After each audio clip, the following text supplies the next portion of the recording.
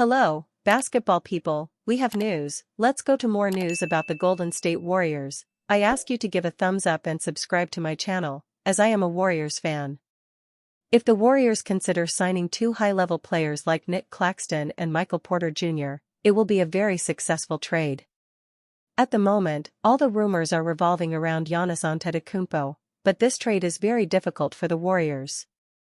All may not be lost for the Golden State Warriors after Jimmy Butler's gut-wrenching ACL injury.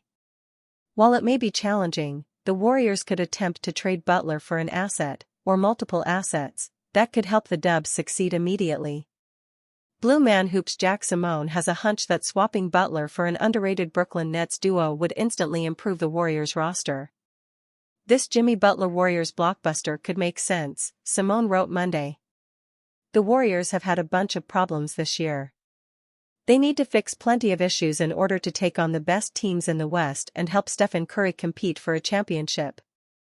However, if Golden State had to pick two problems that sit toward the top of its list, they would likely be consistent scoring next to Curry and better play at the center position. If the Warriors managed to pull off a trade for both Michael Porter and Nick Claxton, it would be a major step towards solving those issues this season. While it may not excite the Dubs fan base, acquiring Porter and Claxton would help Golden State take a positive step forward in two pivotal areas: perimeter shooting and perimeter/interior defense. It's no secret that Porter is a three-point specialist who possesses a clean, one-motion jumper that enables him to find his groove from beyond the arc early and often. He's averaging 24.9 points per game on 47.7% field goal shooting and 38.9% long-range shooting. Claxton, on the other hand, is a versatile 6'11" center who's one of the most efficient players in the league and has proven he can defend multiple positions at an underrated level. With the Warriors needing a boost on both ends of the floor, it would be wise for them to keep an open mind regarding a potential trade for Porter and Claxton.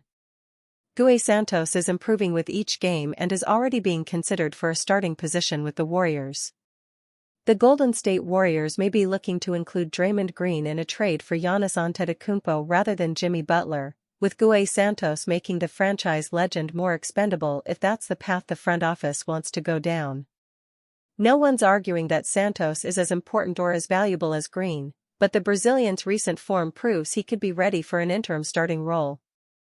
With Antetokounmpo's current calf strain likely to sideline him for another month, any trade would leave the Warriors needing to fill power forward minutes until the two ex-MVPs return. Guy Santos is playing career-best basketball right now. Even with Green playing 33 minutes during Friday night's 131-124 loss to the Detroit Pistons, Santos still had a major role in playing 25 minutes off the bench. The 23-year-old had 16 points and 2 steals in 25 minutes, shooting 7 of 9 from the floor and 2 of 3 from three-point range. There's no doubt that Santos is playing career-best basketball right now, having already seen more opportunity in the wake of Butler's season-ending knee injury.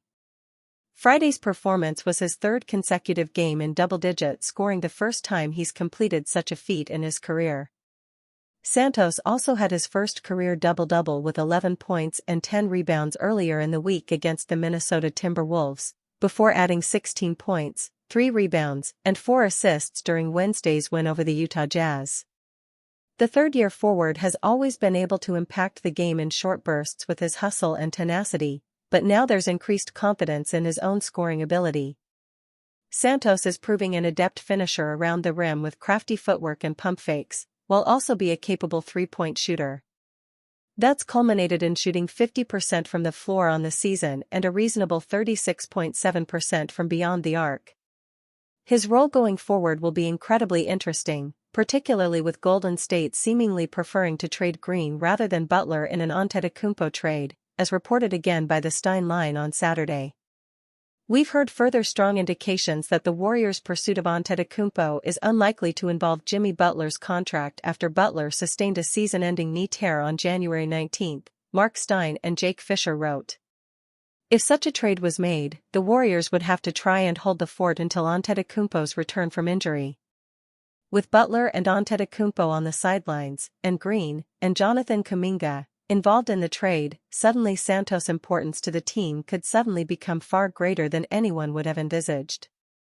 Warriors' Stephen Curry avoids major knee injury with latest MRI update. After intense speculation from Warriors fans, Stephen Curry appears to have avoided a major knee injury in his latest MRI.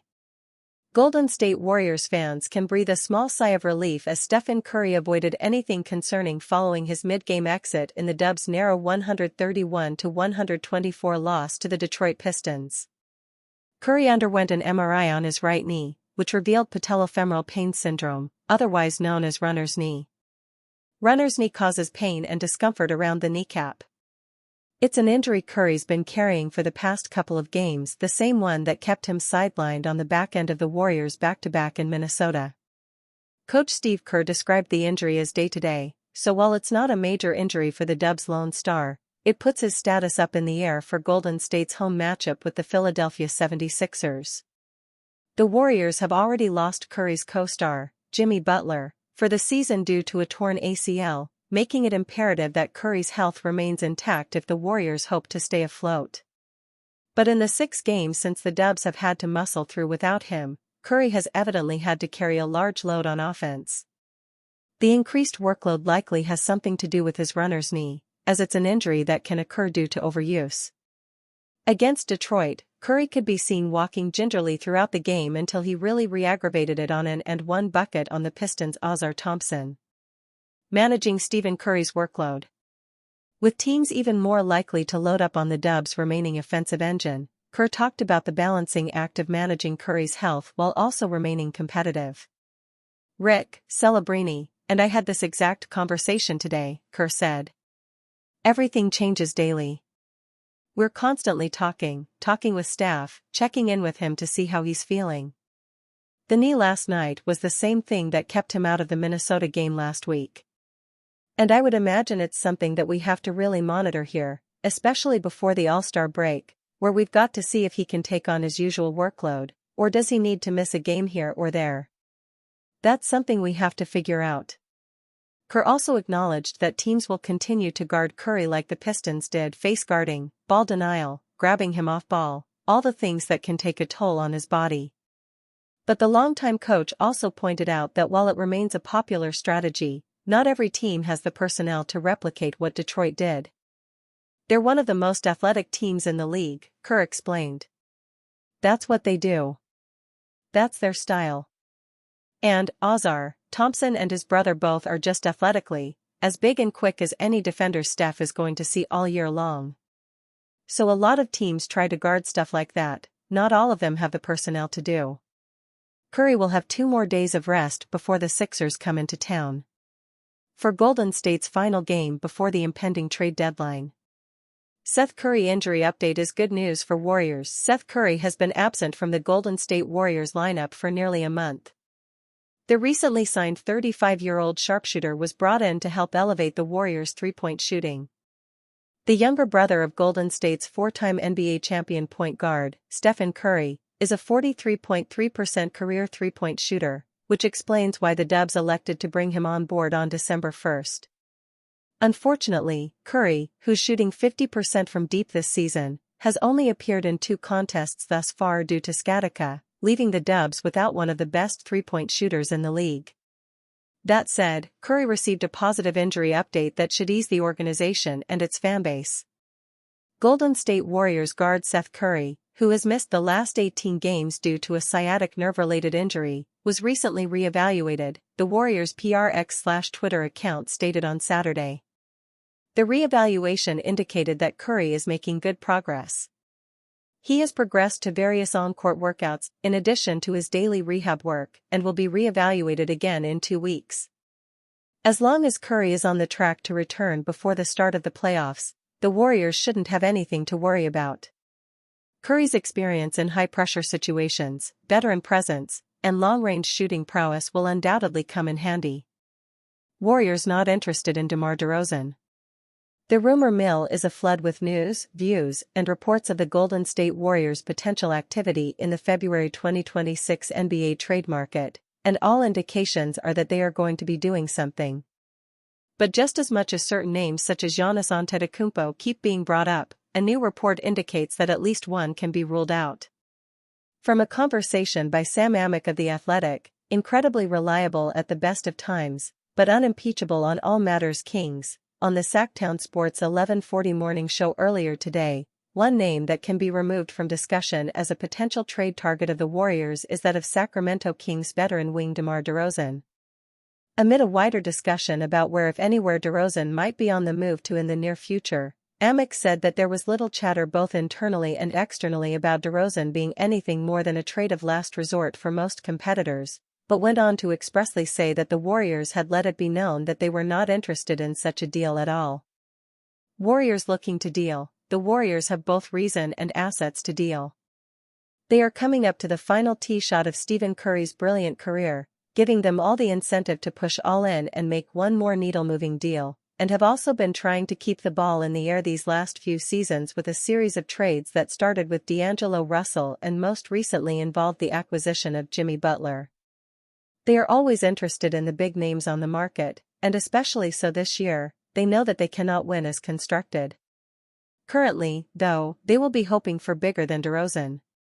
Perhaps satisfied that Butler alone suffices their quota for former Bulls star wings kicking 40's door down, and with Giannis available in at least some capacity, the Warriors are going to go as big as they can in this market, especially now that they have some slightly better trade assets to offer than usual. In terms of assets, the awkward offseason reconciliation with Jonathan Kuminga was always done with the intent to deal him later on, and his $22.5 million expiring contract can form the financial backbone of any deal. He also has merits as a player, if not all that many suitors.